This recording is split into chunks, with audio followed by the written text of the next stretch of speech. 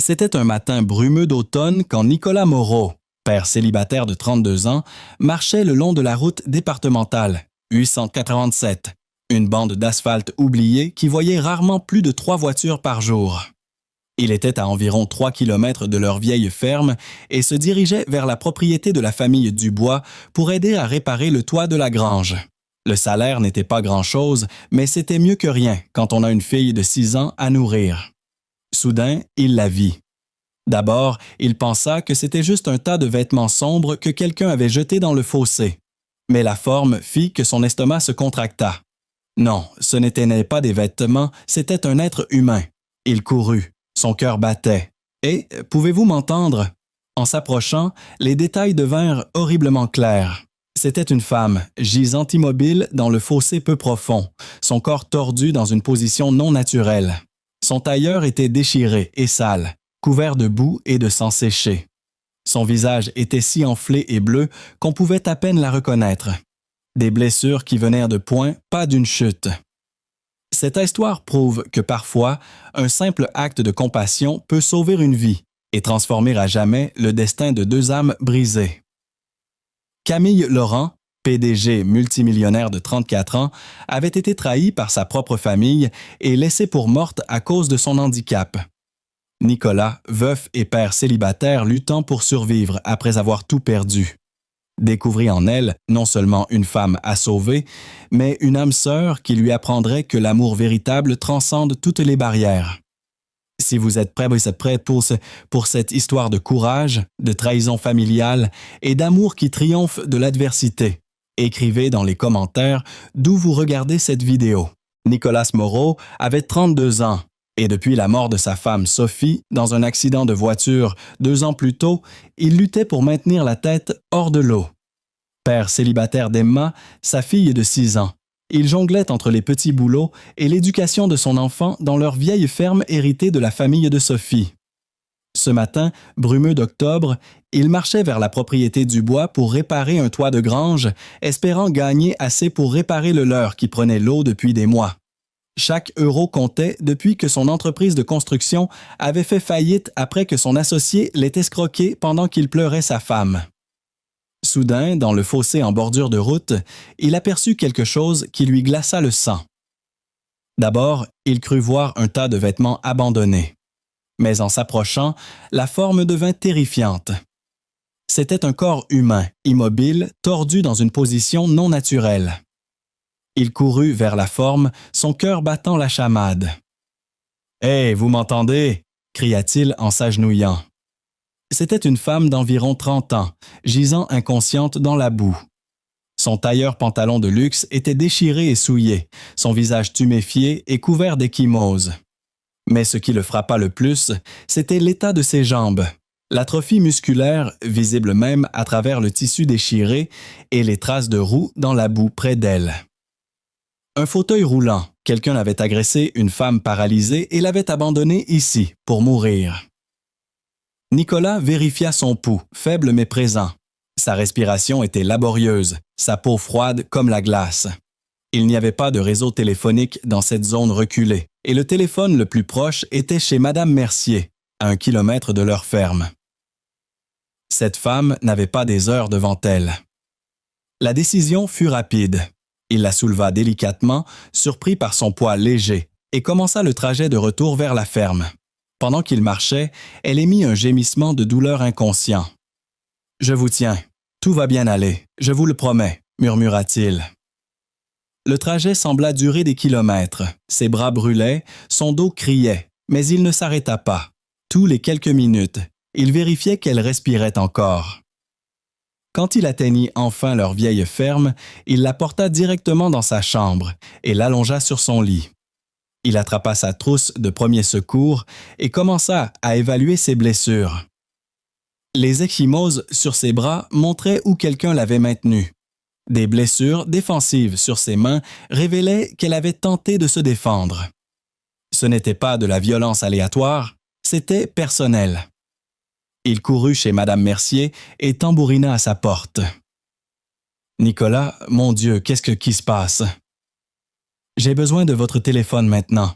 Il y a une femme, quelqu'un l'a blessée, gravement. » Madame Mercier lui tendit son vieux téléphone sans poser de questions. « Où êtes-vous, monsieur? » demanda l'opérateur des urgences. « Route départementale, 847, numéro 249. J'ai trouvé une femme au bord de la route. Elle a été battue, elle est inconsciente et je crois qu'elle est paralysée. » Il débita tout ce qu'il pouvait. Pouls, respiration, blessures visibles. Puis vinrent les mots qui lui retournèrent de l'estomac. « Monsieur, il y a eu un grave accident sur l'autoroute A6. L'ambulance la plus proche ne sera disponible que dans 3 heures environ. » 3 heures. Il comprit.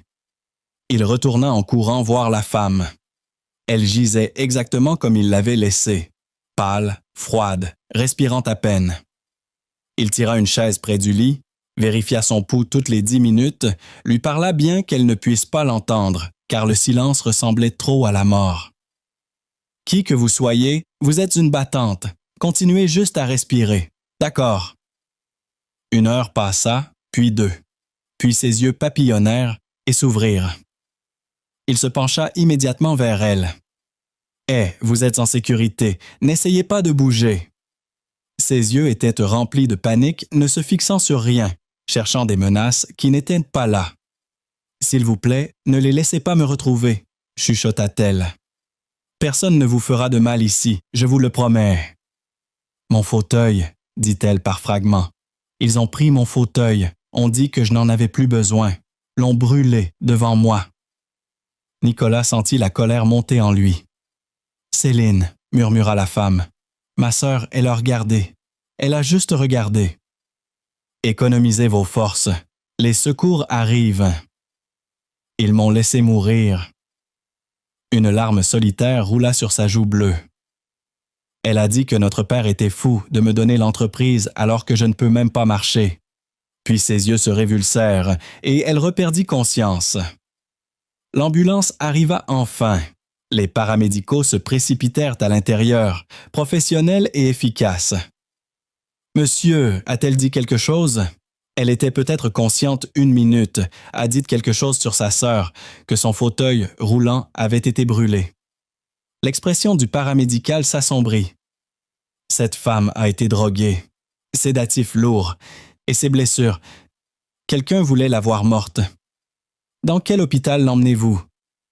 Sainte-Catherine à Lyon. Il hocha la tête. Je vous suis.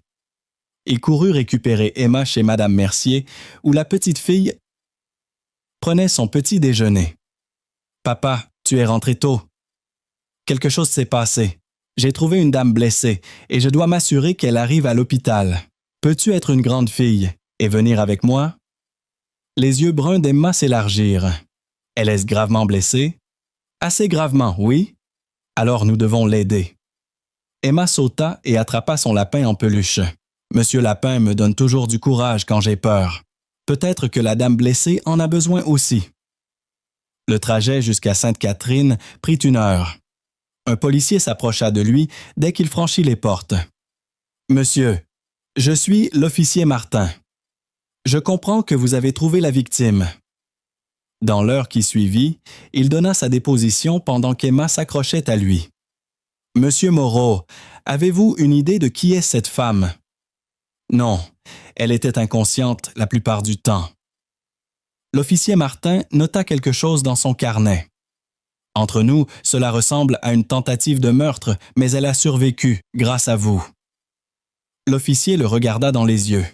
Vous avez sauvé sa vie, monsieur Moreau. Papa, on peut attendre ici jusqu'à ce que la dame qui dort se réveille. Oui, ma chérie, on peut attendre. Ils attendirent des heures. Emma dessinait avec des crayons qu'une gentille infirmière lui avait donnés. Nicolas était assis dans la chaise en plastique inconfortable, ses pensées errant vers des endroits qu'il avait évités pendant 2 ans. Il pensait à Sophie au jour où elle s'était effondrée, à la façon dont les médecins avaient dit stade 4, des semaines, pas des mois. Il pensait à son associé qui avait tout volé pendant qu'il était plongé dans le deuil. Les avocats avaient dit qu'il devait déclarer faillite. Les créanciers avaient pris la maison, les voitures, tout. La ferme avait été la maison d'enfance de Sophie, héritée de ses parents.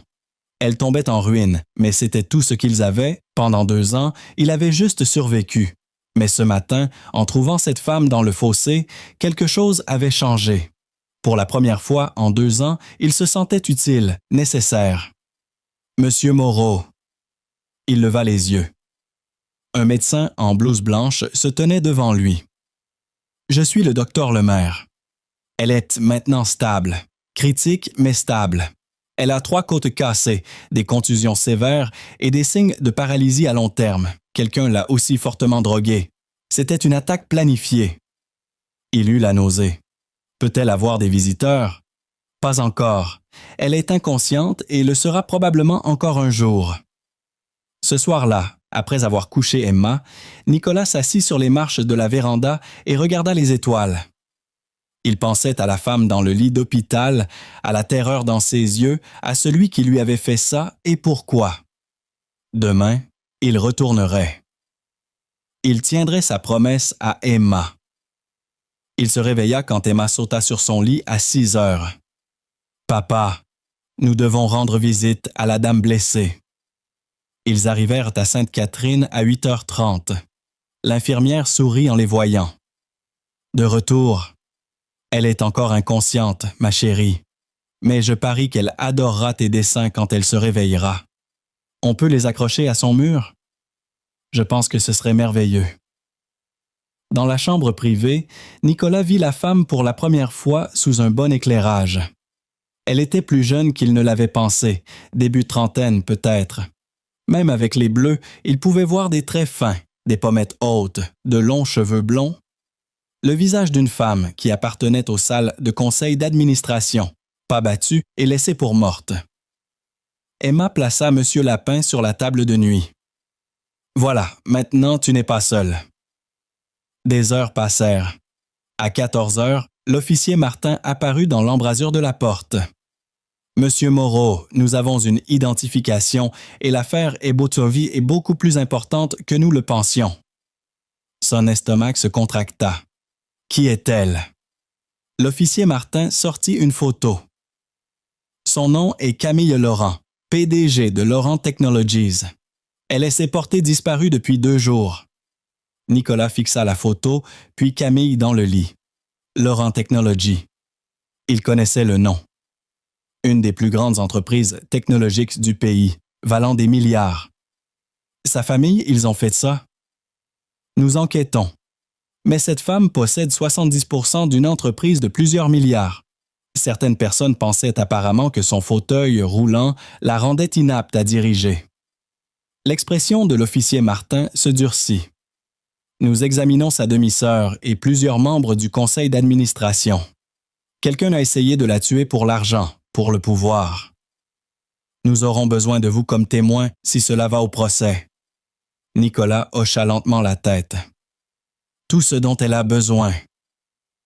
Papa. Emma tira sur sa manche. C'est quoi une PDG? Ça veut dire qu'elle dirige une grande entreprise, ma chérie. Une personne très importante. Mais elle est gravement blessée. Être important ne protège pas des blessures. Non, peut-être qu'elle a plus besoin d'amis que d'être importante. Les amis ne te laissent pas dans les fossés. Il caressa les cheveux d'Emma. Tu as absolument raison, ma chérie. Le lendemain, Camille était encore inconsciente. Nicolas et Emma revinrent. Le 3e jour, Emma apporta un livre. « Je peux lui faire la lecture, papa.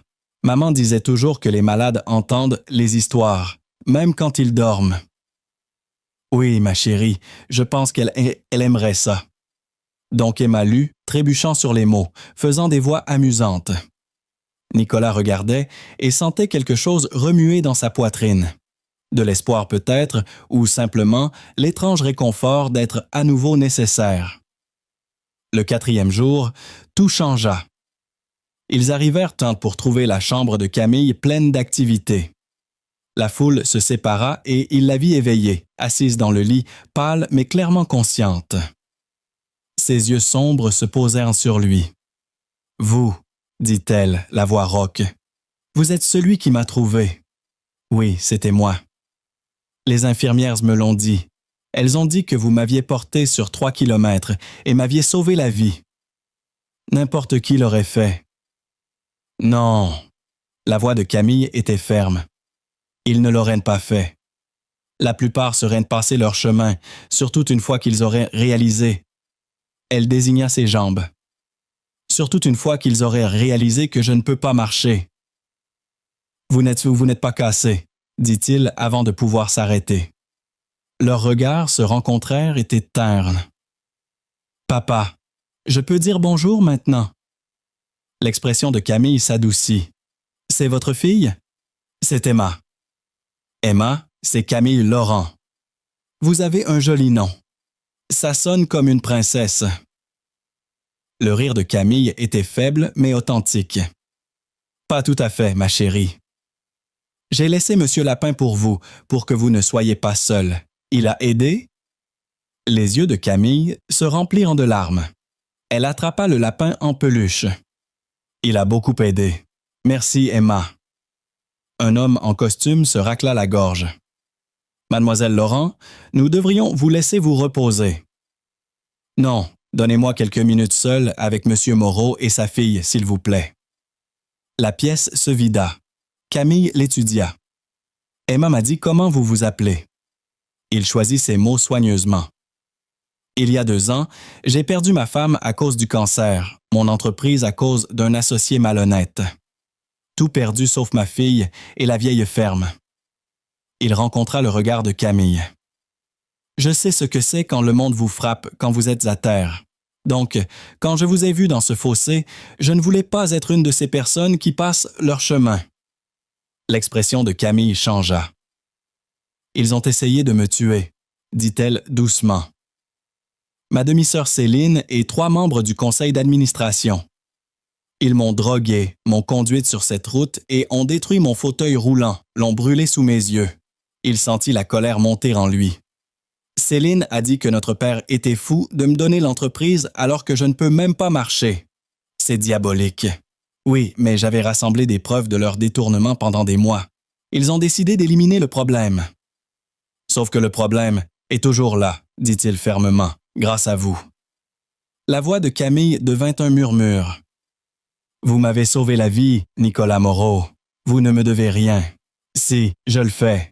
Et plus que ça, je n'ai personne, pas de famille à qui faire confiance. Pendant des jours, seul un étranger et sa fille de 6 ans sont venus. Il pensait à son propre isolement depuis la mort de Sophie. Ouais, je sais exactement ce que c'est. Leurs regards se rencontrèrent à nouveau et cette fois la connexion était indéniable. Regarde, papa, cette machine montre son rythme cardiaque, dit Emma avec enthousiasme. Camille rit et le son transforma son visage. Il se surprit à sourire. Quelque chose de chaud se répandit dans sa poitrine. Peut-être que ce matin sur la route brumeuse avait été le début de quelque chose qu'aucun d'eux ne pouvait prévoir. Quelque chose qui ressemblait beaucoup à l'espoir. Dans les 2 semaines qui suivirent, Emma et Nicolas devinrent des habitués de Sainte-Catherine. Ils lui rendaient visite chaque jour. Il apportait de la soupe et des conversations. Emma apportait des dessins sans fin et des histoires. Camille commença à guérir. Les bleus s'estompèrent. Elle pouvait s'asseoir sans douleur, mais sans son fauteuil roulant, elle était prisonnière. Celui sur mesure que j'avais appris 6 mois à construire, expliqua-t-elle un après-midi. Il était spécialement conçu pour mes besoins. Il coûtait plus que la plupart des voitures et ils l'ont juste détruit. On versait de l'essence dessus et allumait une allumette. La voix de Camille était factuelle, mais il vit la douleur. Vous n'êtes pas impuissante, dit-il fermement. Vous dirigez votre entreprise depuis un lit d'hôpital et vous construisez un dossier contre des gens qui voulaient vous assassiner. Ce n'est pas être impuissante. Camille sourit, mais cela n'atteignit pas ses yeux. L'hôpital me libère la semaine prochaine, mais je ne peux pas retourner dans mon penthouse. C'est une scène de crime et je ne peux pas aller dans un établissement parce que Céline a essayé de me faire interner. Si j'y vais volontairement, ça donne de la crédibilité à son histoire. Où allez-vous alors? Je ne sais pas. Il ouvrit la bouche, la ferma, la rouvrit. L'offre était folle, mais il se souvenait de ce matin. Il se souvenait des mots de Sophie. « Promets ça, moi et vous. » Tu resteras ouvert à l'amour. Restez avec nous, s'entendit-il dire. Camille cligna des yeux. Quoi? La ferme. Ce n'est pas chic, mais il y a de la place. Vous seriez en sécurité. Madame Mercier a un vieux fauteuil roulant de son mari. J'étais entrepreneur. Je peux construire des rampes, adapter les choses. Nicolas, pourquoi feriez-vous ça? Parce que je ne vois pas la PDG Camille Laurent. Je vois juste quelqu'un qui a besoin d'aide. Emma tira sur sa manche. Je peux lui donner Monsieur Lapin maintenant, papa. Camille regarda la petite fille. Vous êtes un homme bon, Nicolas Moreau. Je ne suis qu'un homme qui essaye de ne pas couler. Peut-être qu'on peut faire du surplace ensemble. Elle rit à travers ses larmes. D'accord, mais j'aide aussi avec les dépenses de la maison. Je ne suis pas un fardeau. Il sourit. Marché conclu. Les 3 jours suivants furent un tourbillon. Il récupéra le vieux fauteuil roulant et passa chaque heure à rénover la ferme, construire une rampe, adapter la salle de bain, fabriquer un bureau en bois recyclé. Madame Mercier apporta des casseroles et des couvertures. Faites qu'elle se sente comme une famille, dit-elle. Le jour où Camille fut libérée, il conduisit jusqu'à l'hôpital. Emma sautillait sur son siège, bavardant sur tout ce qu'elle voulait montrer à Camille. Camille attendait en jean simple et pull. Elle avait l'air nerveuse. « Prête ?» demanda-t-il. Camille fixa le vieux fauteuil roulant, puis s'y transféra avec une efficacité pratique. « Il est parfait », dit-elle. Le trajet fut silencieux. Quand ils arrivèrent à la ferme, peinture écaillée, véranda affaissée, Camille l'examina. « C'est magnifique. Vous êtes une mauvaise menteuse? » Je suis sérieuse. Ça donne l'impression d'un foyer. Il la souleva du camion, essayant de ne pas remarquer comment ses mains s'attardaient à sa taille. À l'intérieur, Camille roula lentement dans chaque pièce. Elle s'arrêta au bureau qu'il avait construit.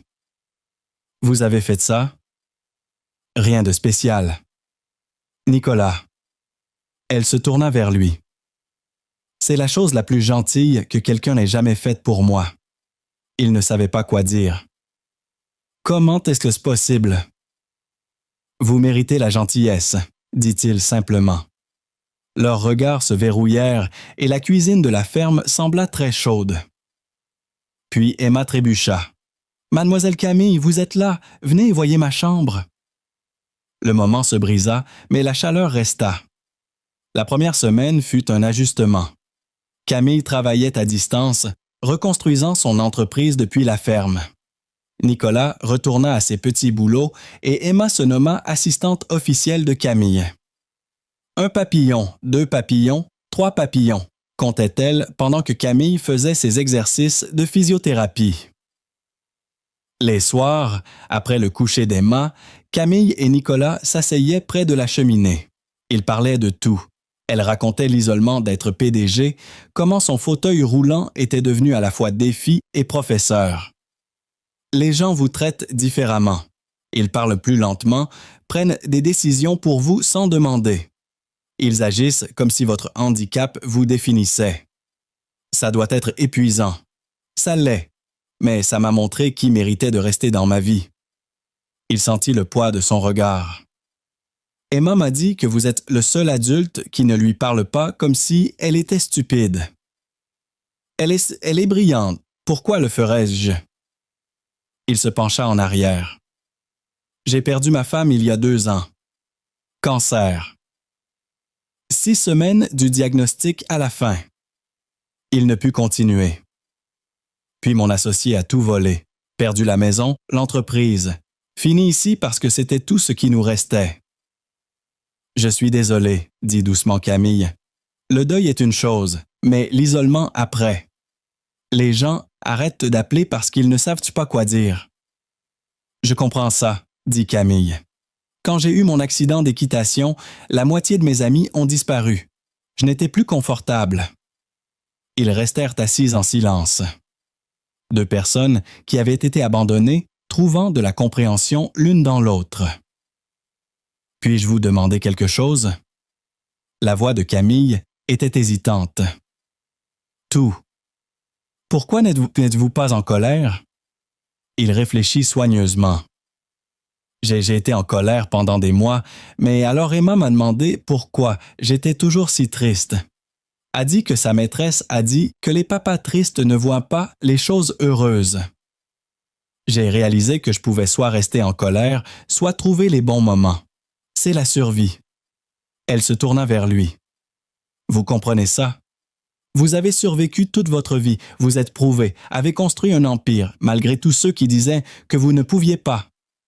Nicolas, je ne pense pas que vous réalisiez à quel point vous êtes extraordinaire.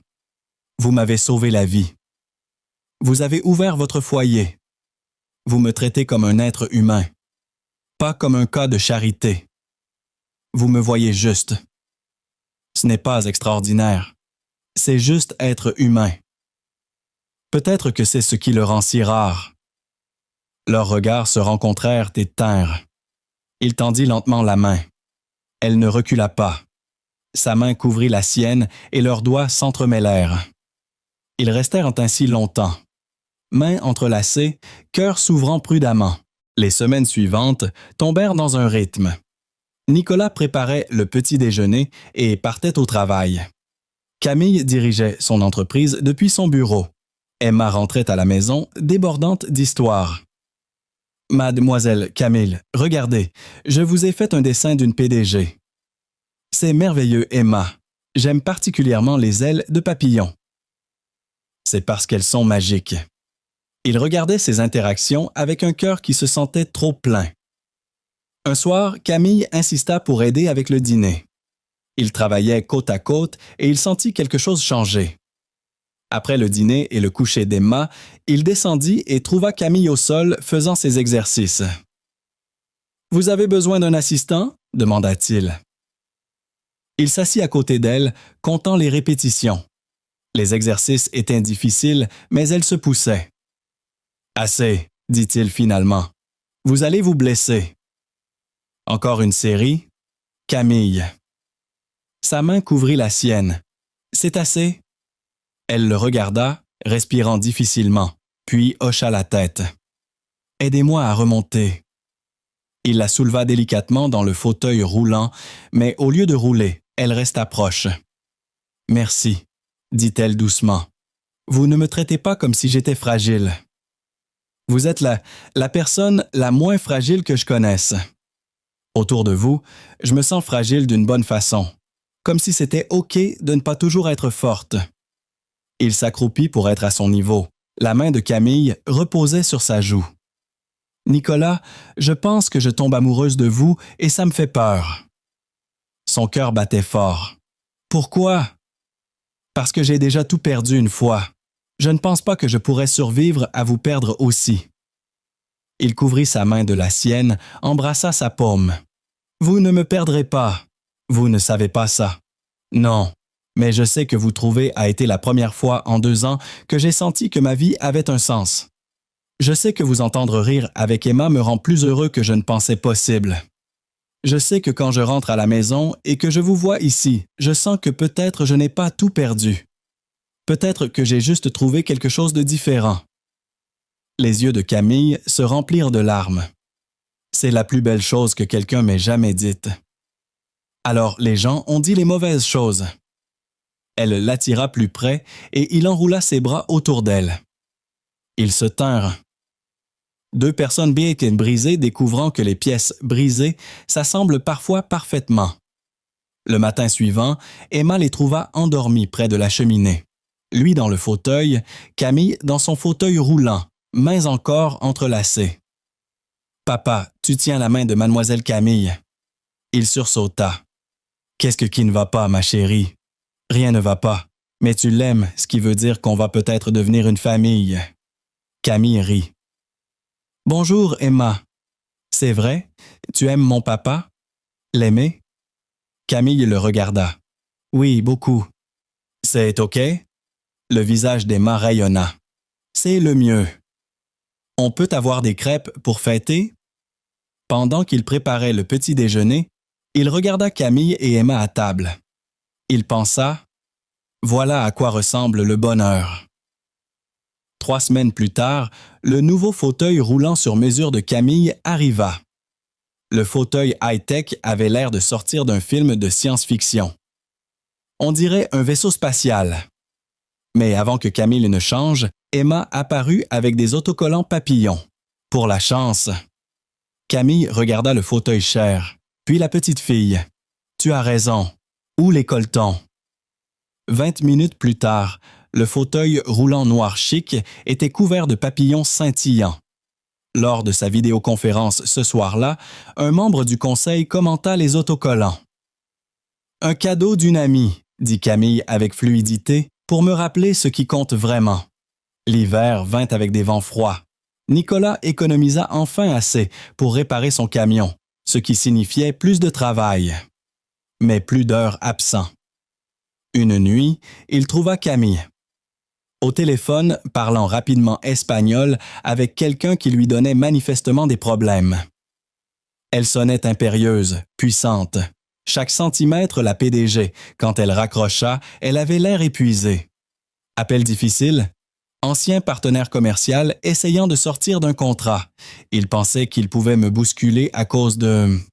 Elle désigna son fauteuil roulant. Qu'est-ce que vous lui avez dit? Le sourire de Camille était tranchant.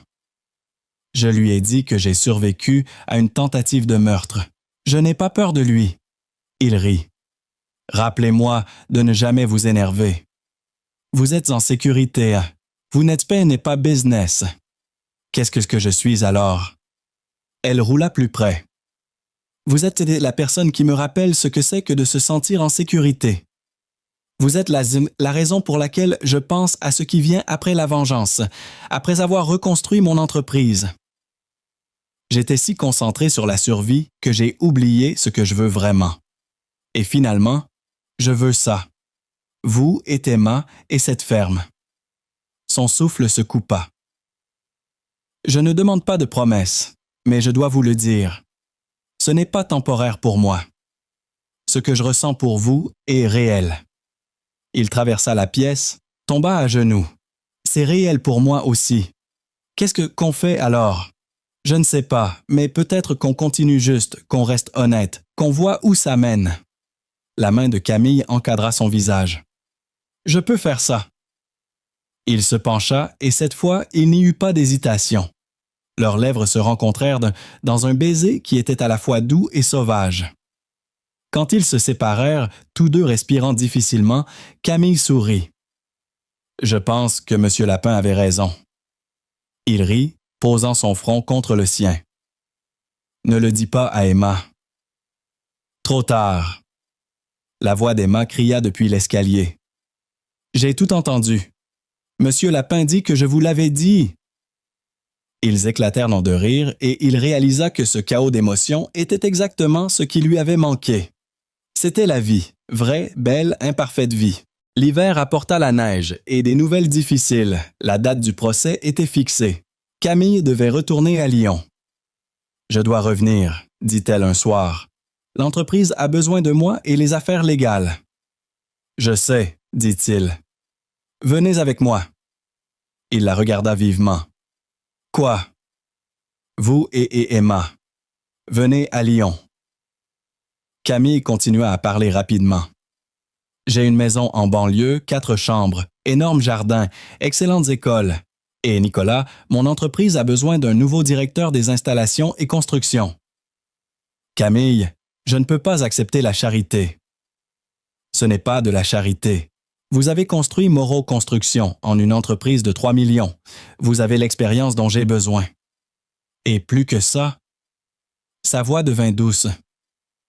Je tombe amoureuse de vous, Nicolas Moreau. Être séparé de vous serait de la torture. Je ne veux pas faire ça séparément. Vous m'aimez? Oui, idiot. Je vous aime. J'aime votre fille. J'aime cette ferme et votre détermination à tout réparer. J'aime que vous me voyez comme une personne. J'aime... Il l'embrassa, interrompant les mots. Quand ils se séparèrent, tous deux pleuraient. « Je vous aime aussi, chuchota-t-il. Je ne pensais pas pouvoir ressentir ça à nouveau. Vous méritez tout, laissez-moi vous donner ça, pas comme de la charité, mais comme quelqu'un qui vous aime.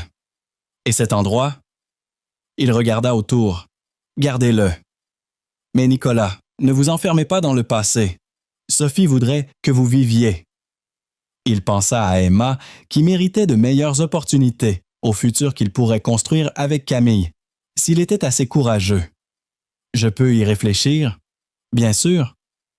Mais Emma, encore une fois à l'écoute, avait d'autres idées.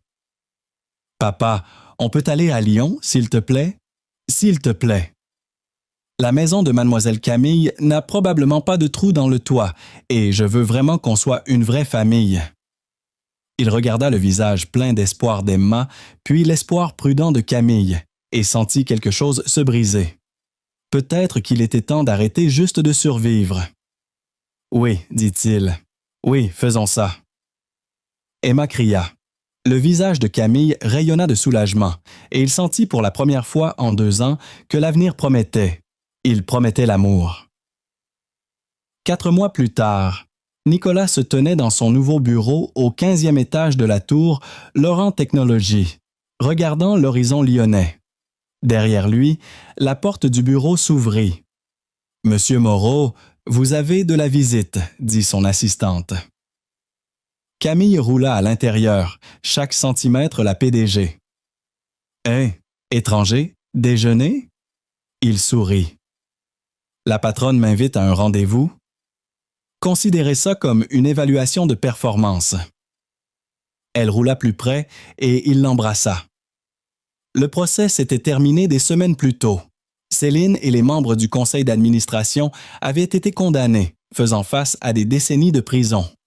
Camille avait complètement restructuré Laurent Technologies, implémentant des initiatives d'accessibilité qu'Emma avait inspirées, faisant prospérer l'entreprise.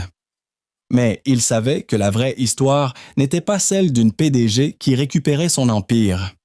C'était celle de 2 personnes brisées qui s'étaient trouvées et avaient construit quelque chose de beau à partir des ruines. « Comment va Emma ?» demanda Camille. « 3 nouveaux amis aujourd'hui. » Bien sûr. Monsieur Lapin est une légende. Ils descendirent silencieusement dans l'ascenseur. La ferme était toujours en Auvergne. Ils la visitaient les week-ends, mais Lyon était devenu la maison. Au déjeuner, Camille sortit une petite boîte. Son cœur trébucha. Qu'est-ce que c'est? À l'intérieur était une clé. La ferme. Je l'ai fait rénover, nouveau toit, tout réparé. J'ai pensé peut-être comme retraite. Il fixa la clé. Je ne vous mérite pas. Si vous le faites, vous m'avez vu dans mon heure la plus sombre et vous ne vous êtes pas détourné. Ce genre d'amour sauve des vies. Je vous aime tellement. Ça me fait peur. Bien, parce que j'ai encore une chose. Elle sortit une autre boîte. Un anneau, simple, élégant, conçu pour ne pas gêner avec le fauteuil roulant. Épousez-moi, dit Camille. Construisez une vie avec moi. Pas parce que je vous ai sauvé ou que vous m'avez sauvé, mais parce que nous nous choisissons chaque jour. Il ne pouvait pas parler. Il hocha juste la tête jusqu'à ce qu'elle rie et qu'il l'embrasse et que le restaurant éclate en applaudissements. Ce soir-là, quand ils récupérèrent Emma, elle vit l'anneau et cria « Monsieur Lapin avait raison, on va être une famille pour de vrai. » Il souleva sa fille et regarda Camille, la femme qu'il avait trouvée brisée dans le fossé. La femme qui refusait d'abandonner. La femme qui lui avait appris que les secondes chances sont réelles. Oui, ma chérie, nous sommes une famille, le meilleur genre, celle qu'on choisit. Cette nuit-là, Camille et lui étaient assis dans le salon. « Tu penses jamais à ce matin ?» demanda-t-il. « Chaque jour, » admit Camille. « Si vous étiez parti 5 minutes plus tôt, si le brouillard avait été plus épais, si j'étais morte dans ce fossé. » Elle caressa ses cheveux. « Mais je ne suis pas morte. L'univers nous a tous les deux donné une seconde chance. Vous aviez tout perdu. J'avais été trahi, laissé mourir, seul. Nous étions tous deux brisés.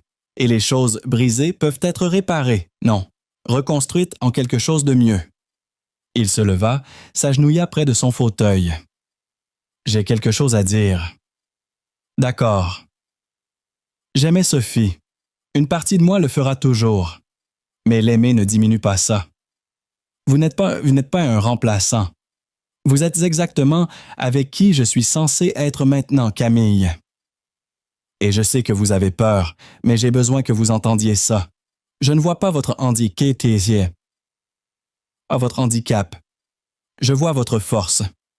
Je vois une femme qui dirige une entreprise d'1 milliard, qui a survécu à une tentative de meurtre, qui décore son fauteuil roulant avec des autocollants papillons parce qu'une fillette de 6 ans a demandé. Je vois du vrai courage. Arrêtez, vous me faites pleurer. Encore une chose. Il sortit un anneau qu'il avait conçu lui-même. Or simple, avec des coordonnées gravées à l'intérieur, où il l'avait trouvé. Camille Laurent, voulez-vous m'épouser? Pas parce que je vous ai sauvé, mais parce que je vous choisis chaque jour pour le reste de ma vie. Elle pleurait maintenant complètement, hochant la tête. Oui, bien sûr. Oui. Il glissa l'anneau à son doigt et l'embrassa avec tout ce qu'il avait. Dehors, la neige commença à tomber.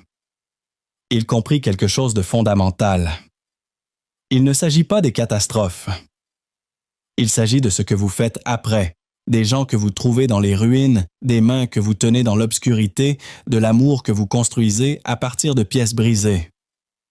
Il y a 2 ans, il avait tout perdu. Il y a 6 mois, il avait trouvé une femme mourante dans un fossé. Aujourd'hui, il avait une famille, une carrière, un avenir. Et demain promettait encore plus. Le chemin devant eux s'étendait, mais ils le parcourront ensemble, ou dans le cas de Camille, ils le rouleront. Et cela faisait toute la différence. 6 mois plus tard, par une belle journée de printemps, la ferme rénovée d'Auvergne accueillait le plus beau des mariages. Nicolas et Camille avaient choisi de célébrer leur union là où tout avait commencé, dans cette maison qui avait été leur refuge, leur point de départ vers l'amour. Emma, maintenant 7 ans, était demoiselle d'honneur dans une robe jaune paille qu'elle avait choisie parce que les papillons aiment le jaune. Elle tenait M. Lapin d'une main et un panier de pétales de rose de l'autre. « Mademoiselle Camille, chuchota-t-elle avant la cérémonie, vous êtes la plus belle mariée du monde entier. » Camille, radieuse dans une robe simple qui ne gênait pas son fauteuil roulant, décoré pour l'occasion d'un ruban de satin blanc et de vrais papillons en broderie qu'Emma avait insisté pour ajouter, sourit. « Et toi, ma chérie, tu es la plus belle demoiselle d'honneur. » La cérémonie eut lieu dans le jardin de la ferme, sous un arc de fleurs sauvages que Nicolas avait construit de ses mains. Madame Mercier était là, bien sûr, ainsi que les collègues de Laurent Technologies, qui étaient devenus de vrais amis. Quand le moment vint d'échanger les vœux, Nicolas s'agenouilla à côté du fauteuil de Camille pour être à sa hauteur. « Camille, dit-il, sa voix tremblant légèrement. Il y a 8 mois, j'étais un homme qui survivait juste, qui avait oublié que la vie pouvait être belle. Tu m'as appris que l'amour ne se trouve pas, il se construit. Jour après jour, choix après choix, geste après geste. » Il prit sa main. « Je promets de te choisir chaque matin, de voir ta force quand tu doutes, de célébrer tes victoires et de tenir tes mains dans les moments difficiles. Je promets d'être ton partenaire, ton confident et le papa qu'Emma mérite. » Camille essuya une larme. « Nicolas, tu m'as trouvé brisé au bord du chemin et tu as vu non pas une femme à sauver, mais une personne à aimer. Tu m'as donné plus qu'un foyer, tu m'as donné une famille. » Sa voix se raffermit. « Je promets de t'aimer avec courage, de construire nos rêves ensemble et de montrer à Emma qu'une famille peut se former de 1000 façons différentes. Je promets d'être ta partenaire dans cette belle aventure qu'on appelle la vie. » Quand ils s'embrassèrent, Emma cria « Hurrah !» et lança ses pétales de roses en l'air, créant une pluie de couleurs autour des nouveaux époux. La fête continua jusqu'au coucher du soleil.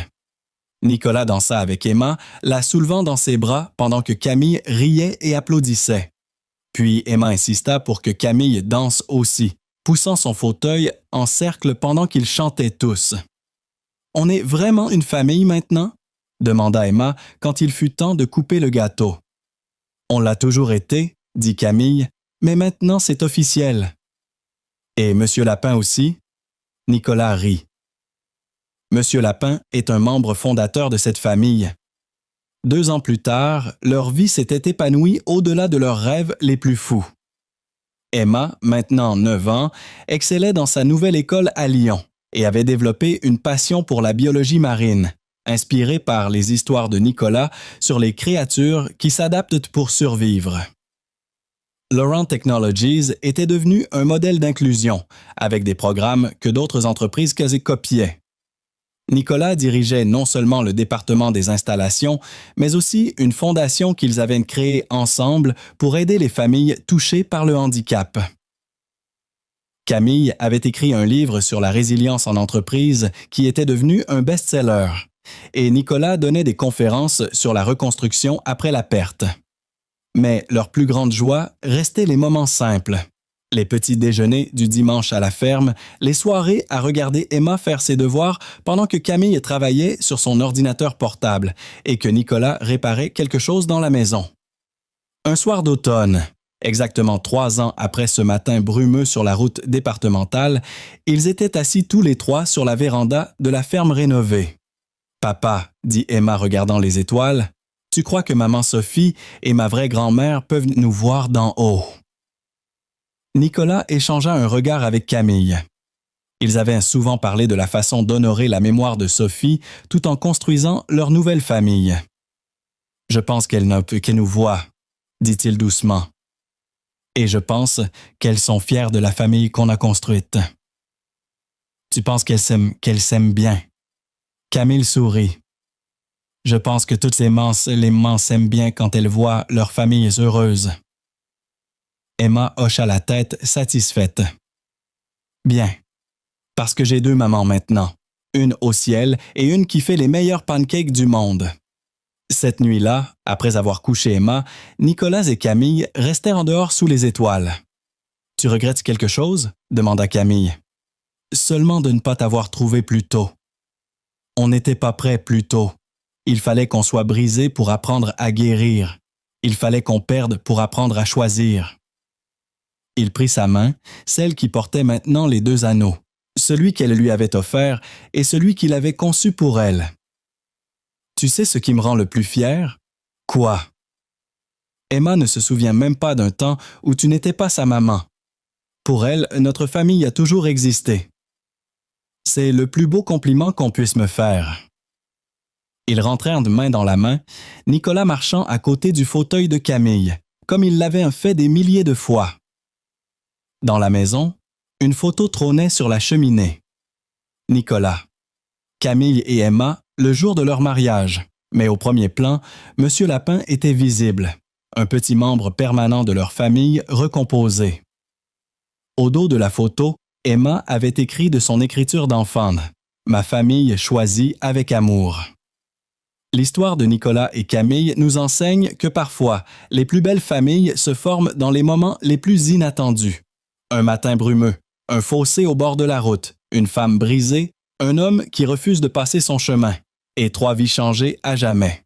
Leur amour nous rappelle que la véritable force ne réside pas dans l'absence de vulnérabilité, mais dans le courage de tendre la main quand quelqu'un a besoin d'aide. Nicolas, père célibataire endeuillé, découvrit qu'ouvrir son cœur après la perte peut mener à des miracles inattendus. Camille, femme puissante trahie par sa propre famille, apprit que l'amour véritable voit au-delà des apparences et des limitations. Ensemble, ils prouvèrent que les familles ne se définissent pas par le sang, mais par les choix quotidiens d'aimer, de protéger et de grandir ensemble. Parfois, il suffit de s'arrêter pour aider un étranger pour découvrir sa propre âme sœur. N'oubliez pas de liker cette histoire si elle vous a rappelé que l'amour peut naître des circonstances les plus tragiques. Et dites-nous dans les commentaires. Avez-vous déjà été témoin d'un geste de bonté qui a changé une vie? Votre soutien nous aide à créer plus d'histoires qui célèbrent le pouvoir transformateur de la compassion humaine.